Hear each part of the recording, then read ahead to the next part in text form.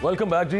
फैसल चौधरी साहब हमारे साथ मौजूद हैं। इमरान खान साहब को मुख्तलिफ केसेस में कोर्ट्स में रिप्रेजेंट करते रहे हैं। गुज़श्ता रोज़ अडियाला जेल में जो मुलाकात हुई, फैसल चौधरी साहब वहाँ पे भी मौजूद थे और मुख्तलिफ चीज़ें जो इमरान खान साहब की जो उन्होंने देखा वो बाहर आके रिपोर्ट किया, बहुत कुछ मतलब उनकी थ्रू हमें कल पता चला। फैसल साहब ये फरमाइएगा कि आपने बताया कि मतलब how does he look these days, उसके अलावा उनको ये नहीं पता था कि बुशरा बेगम की ज़मानत पर रिहाई हो गई है और मतलब वो उन्होंने खुशी भी उस पर महसूस की और दीगर चीज़ें जो आपने बताई भी। आप इमरान खान को रिप्रेजेंट भी कर रहे थे। आज ये खबर आई कि जो लीगल टीम है पाकिस्तान तहरीक इंसाफ की, आप उससे साइडलाइन कर दिए गए हैं या उसमें से निकाल दिया है, कुछ इस तरह की मामला चल रहा था। मुझे कुछ समझ नहीं आई बातचीत की, मतलब आपने जो बातें की थी उसमें क्या ऐसा था कि जो बाहर आके नहीं करना था और ये सब मामला ये वजह बनी उसकी? नहीं, मुझे तो खान साहब ने जो चीज़ें बताई थी उन्होंने कहा था कि बाहर जाके बताओ। तो मैंने तो ऑब्वियसली उनके कहने भी बतानी है ना, वह अदर वो मुझे मना करते तो मैं क्यों बताता। नहीं, उसमें क्या ऐसी खास चीज़ है जिस पर एतराज़ है तहरीक इंसाफ क़यादत को कि ये बाहर बतानी नहीं थी? ये तो पता नहीं, उनसे पूछे अगर किसी को एतराज़ है। देखिए, मेरे ज़िम्मे जॉब था, मैंने तो बाजवा साहब उसको डिलीवर किया, हमेशा डिलीवर किया। पहले भी ये बीच में जो है ये इनको कोई प्रॉब्लम हुआ, शायद कोई वल्नरेबिलिटीज़ थी। एनीवेज खान साहब ने मुझे बुलाया, ही वाज काइंड इनफ। तो उन्होंने कहा कि भाई आप सारे काम देखें, because I have a long history with litigation में। मगर तो हम तो वॉलंटियर्स हैं ना जी, ज़्यादा तो। अच्छा, तो उसके बाद ये हुआ कि जी प्लीज़, जब उन्होंने मुझे बुलाया तो उन्होंने मेहरबानी की, हमेशा शफकत करते हैं। उन्होंने मुझे फिर जब मैं उनकी जो टीम में ज्वाइन किया तो फिर मुझे उनकी कुछ चीज़ें थी या जो भी उनकी प्रॉब्लम थी, छोटी छोटी बड़ी बड़ी, वो हमने रिजॉल्व की। फिर वकला को बाहर ज़्यादा प्रॉब्लम होता था तो ये तो कुछ साल से खज्जल हो रहे थे। फिर मैंने एक पटिशन भी की और मैंने रिलीफ लेके दिया। वे सबको थोड़ी रिस्पेक्ट भी मिल गई, अंदर जाने में सहूलत हो गई, थोड़ा मामला जो है कोर्ट को इंडल्जेंस की। अभी मैं वेट कर रहा था, 3 तारीख से ऑनवर्ड्स मुझे ख़बरें मिल रही थी तो मैं वरीड था कि क्या हुआ फिर। लेकिन क्योंकि मैं ऑब्वियसली लीगल हेड तो हूँ नहीं, तो जिसने लीगल हेड करना है उसी ने बताना होता है कि पिटीशन कौन सी करनी है पीटीआई की तरफ से। वर्ड होने से, ये जो आपने वर्ड इस्तेमाल किया, इससे ये पहले भी इस हवाले से रिपोर्ट भी होता रहा कि खान साहब was worried about Bushra Bibi. अब बिलाखिर उनकी ज़मानत पर रिहाई हो गई और बड़े एक लंबे टाइम के बाद हुई, मतलब पता नहीं क्यों उससे पहले ज़मानत नहीं थी हो पा रही। एनीवेज, ये जब खान साहब को बताया और कल मैं आपको सुन रहा था कि आपने कहा कि खान साहब को ये बात पता नहीं थी और did he take a sigh of relief? एक उन्होंने आपको नजर आया कि उन्हें कुछ सुकून मिला है कि अच्छा ठीक है, बड़े परेशान थे वो अपनी अहलिया? डेफिनेटली वो बड़े वो आप जैसे कहना कि उन्होंने एक बड़े इत्मीनान का फिर सांस भरा और फिर रिलैक्स हो गए। सही बात यह है सर कि बाजवा साहब, इमरान खान साहब के साथ एक ताल्लुक़ है, पुराना ताल्लुक़ है और वो इज़्ज़त का ताल्लुक़ है, मोहब्बत का ताल्लुक़ है। उनको हम जो है वो हम उनको देखते हैं, एस्पायर होते हैं उनकी शख्सियत से, उनकी बातों से। हमारा उनके साथ रिश्ता जो है वो इस किस्म का है। जो सब मेंटली आपने कैसा पाया? मैंने मतलब हाई स्पिरिट्स में थे लेकिन वो बड़े अरसे से कह रहे हैं कि मैं सर मैं allow me just hear me out for 2-3 minutes. तो मैंने जब वहाँ पे हम कल गए, ये पिटीशन भी आपको पता है, ये मैंने की आस्क योर रिपोर्टर्स के कैसे जी। मैंने, मुझे किसी से डायरेक्शन नहीं आई, ये मैंने ऑन माई ओन की पहले और मैंने ये करके तो आई गॉट द रिलीफ, अल्लाह का शुक्र है। कल फिर प्रोडक्शन ऑर्डर हुए तो फिर गवर्नमेंट को जो है प्रॉब्लम होगी। गवर्नमेंट को क्यों प्रॉब्लम हुई प्रोडक्शन ऑर्डर का? पहली तो बात यह है कि प्रोडक्शन ऑर्डर जब हो गई थी ओपन कोर्ट में तो मेरा ख्याल है कि मैं प्रोड्यूस कराना चाहिए था। क्यों प्रोड्यूस कराना चाहिए था? ताकि लोग देखते जो उनके साथ इन ह्यूमन ट्रीटमेंट अंदर रवा रखा गया है। उनकी शेव बड़ी हुई, आपने कभी इमरान खान को शेव बड़ी हुई में देखा है? इवन लाइक जिस तरह से वो रहते हैं, आर्टिफिशियल इंटेलिजेंस की पिक्चर्स में देखा, शहजादों की तरह वो नजर आते हैं। हाँ, वही। तो जब आप मेरे जैसे शख्स जो बहुत गुर्बत भी उनके साथ हमने बड़ा टाइम गुजारा हुआ है, पनामा पेपर में भी हम जो है उनकी लीगल टीम का हिस्सा रहे हैं और बहुत काम किया हमने, बहुत सारे ऊंची नीचे हमने इकट्ठी देखी हैं।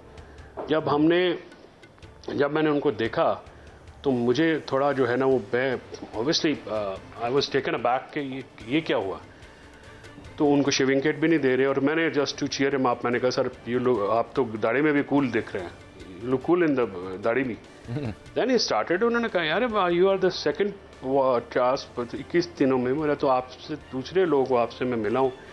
मेरे सेल की लाइट इन्होंने बंद की, 12-12 14-14 घंटे में अंधेरी सेल में बैठता रहता था, और जो है कोई मुझे बाहर की दुनिया से, जेल की दुनिया से भी कट ऑफ कर दिया गया। इवन काल कोठरी जिसको कहते हैं आप, वो कॉन्विक्ट तो नहीं है, वो की सजा याफ्ता थोड़ी है, वो तो अंडर ट्रायल प्रिजनर है, और जेल मैनुअल के तहत और पाकिस्तान के कॉन्स्टिट्यूशन एंड लॉ के मुताबिक बाजवा साहब उनके सर्टेन राइट्स हैं। Is a former prime minister, is a superior class under trial prisoner, he is not a convict prisoner. उनका ये डिफरेंट चीज़ होती है। तो आप बता रहे हैं कि ये दाढ़ी उन्होंने अपनी मर्जी से नहीं बढ़ाई हुई, ये शेविंग किट नहीं मिल रही, इस वजह से दाढ़ी बढ़ी हुई है? सर उनके पास कोई चीज़ ना अखबार है, ना टीवी है, ना एक्सेस है। 14-14 घंटे अंधेरे कमरे में बिठाने का मकसद क्या है? ये टॉर्चर होता है, टॉर्चर उनको ब्रेक करने के लिए। और मुझे ये बताइए कि आप बेगम साहबा 7 वाले सेल में रखी गई, उनके साथ जो जुल्म रखा गया वो तो एक और ही लेवल है ना। 9 महीने उस खातून ने सिर्फ पॉलिटिकल विक्टिमाइजेशन के तहत वो गुजारे हैं, ठीक है। उनको आपने चलो मुलाकात नहीं आपने करने दी, जो कि बहुत ही इनह्यूमन, साथ में सेल हैं उसी एक प्रेमिसेस में ना, जेल में कितना फासला होगा। आपने 3 हफ्ते मुलाकात भी नहीं की, और on the top of it jail authorities में इतनी इंसानियत नहीं थी कि वो उनको ये बता देते कि बेगम साहबा की बेल होगी, वो जा रही, सिर्फ उनको तंग करने के लिए, ठीक है। अब या मेरी आंखें नहीं है, या मेरा जहन नहीं है, या मेरा दिल नहीं है, और ये बात मैंने तो इंतहाई काबिल एहतराम फैसल चौधरी साहब, आप दुरुस्त कह रहे हैं, हम आपकी बात से मुत्फिक हैं कि इस वक्त जुल्म और ज्यादती की इंतहा है। लेकिन छोटा सा खाकसर सवाल ये करना चाहता है कि पीटीआई की जो मरकजी इस वक्त क़यादत फ्रंट पर है, इसने पहले फवाद चौधरी को साइड पर कर दिया। अब फैसल चौधरी साहब अगर जेल में जाकर सच बोलने शुरू हो गए हैं तो फैसल चौधरी को भी साइड पर करेंगे।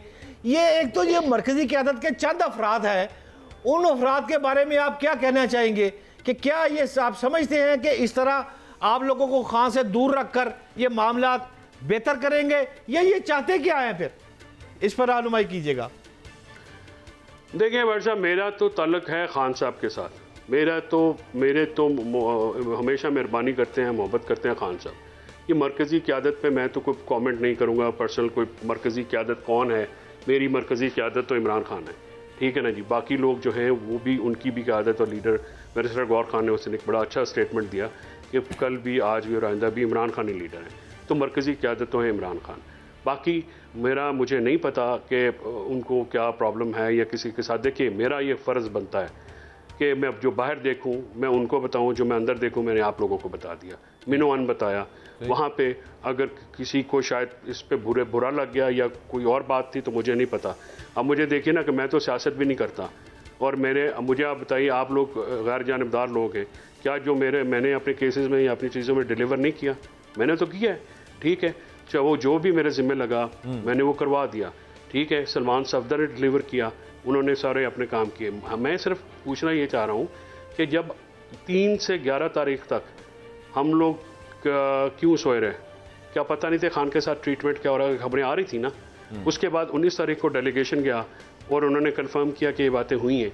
तो गवर्नमेंट के साथ जब इंगेज किया, मौलाना साहब के ज़रिए, दूसरे साहब के ज़रिए, जब गवर्नमेंट के साथ इंगेज थे तो तरमीम ज़्यादा ज़रूरी थी या खान की सेहत या खान को सहूलतें ज़्यादा ज़रूरी थी? मेरे लिए खान इंपॉर्टेंट है, मेरे लिए खान की जो जेल मैनुअल के तहत उनकी जो है वो इम्पॉर्टेंट है। देखिए खान एक बहुत बहादुर आदमी है, खान एक पुरज़म आदमी है, खान के अज़म में फ़र्क नहीं आया, टूटा नहीं, लेकिन जिस तरह से उनसे इल ट्रीटमेंट। फैसल भाई, इसमें कोई शक नहीं है कि आपने जो काम पीटीआई के लिए अदालतों में किया है वो बहुत बड़ा काम है, इसमें कोई शक नहीं है। लेकिन क्या इज इट पॉसिबल कि अब जिस स्टेज पर आप आके खड़े हो गए हैं तो पीटीआई की कोऑर्डिनेशन के बगैर अब आप फिर अदालतों में जाएंगे, उधर से जो तावन है वो बिल्कुल नहीं होगा? तो ये कैसे मुमकिन है, इसको जरा एक्सप्लेन कीजिएगा। नहीं देखिए सर, अदालतों में से चीज़ें करानी पड़ती हैं, पॉलिटिकल केसेस पे प्रेशर होते हैं। मेरा बहुत तजर्बा है, मैं बहुत ही आपको पता है मैंने बड़े बड़े केसेस किए हैं। मैंने मेरे क्लाइंट्स में फॉर्मर प्रेसिडेंट्स, प्राइम मिनिस्टर्स, ये सारे रहे हैं और हमने हॉस्टाइल कोर्ट्स के केस किए हैं। सो आई कैन से मेरा तजर्बा बहुत है। पीटीआई में भी मैं बहुत सारी क़यादत से तो सीनियर ही हूँ, मैंने देखा है। मैंने 2015 से मैं खान साहब के साथ हूँ, तो मैंने सारी चीज़ें उतार चढ़ाव देखे हुए हैं, ठीक है। और मैंने हर चीज़ के ऊपर अपना एक काम किया और अपनी परफॉर्मेंस के ज़रिए ही अपनी रिस्पेक्ट और अपना जो स्टेटस है वो अर्न किया है। लोगों को अगर किसी और शख्सियत से तकलीफ़ है तो वो तकलीफ़ तो वो मैं रफ़ा नहीं कर सकता,